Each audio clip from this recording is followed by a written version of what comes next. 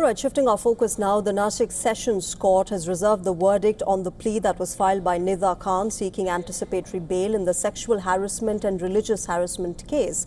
The court has extensively heard the arguments of the Council for Special Investigation Team and the absconding accused Khan. The Sessions judge will pronounce the verdict on the 2nd of May now.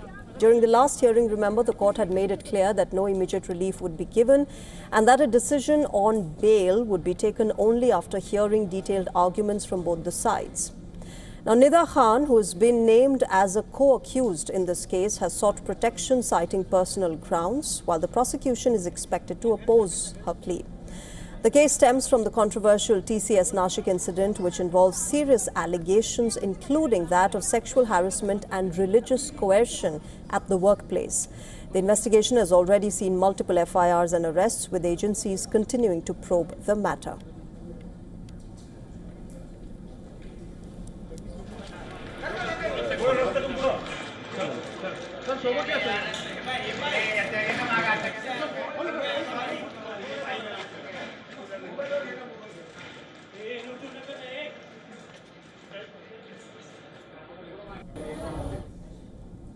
And our correspondent Disha Yadav has sent us this report. Take a look.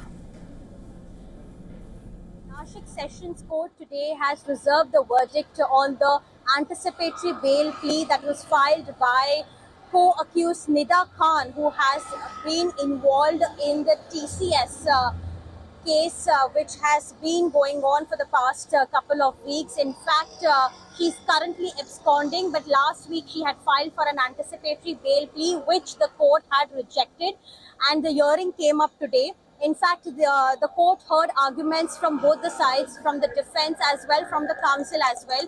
What we understand, the defense counsel argued, saying that the police does not have a direct evidence about whether she was directly involved in sexually exploiting the female employees or forcing them to convert religion or even hurting religion sentiments for that matter. So there has been no name as such that has come up as far as the entire investigation is concerned. So this is the defense side of the argument. The counsel today also argued, saying that they do have enough evidences to prove, including the statements of the victims, that have named Nida Khan.